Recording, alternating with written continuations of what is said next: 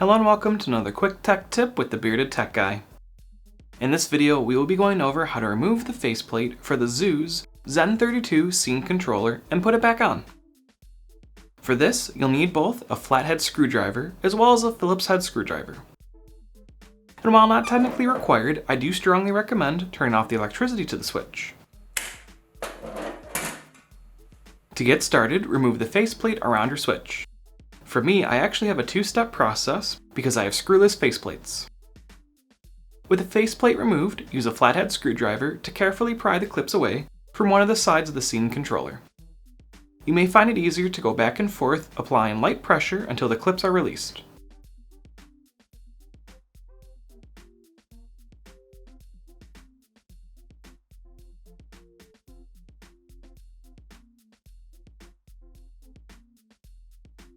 With one side removed, the other side of the clips will easily be removable.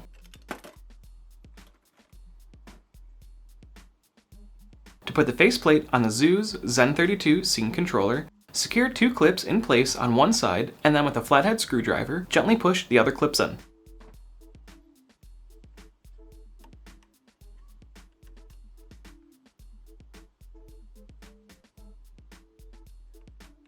Finally, replace the faceplate for the scene controller and turn on the power to it if you had turned off power.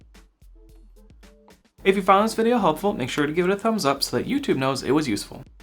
And if you're interested in videos about smart home tech and how you can use home automation to make your life easier, make sure to subscribe to the channel and enable notifications when you're the first to know when I release other tech and smart home related videos.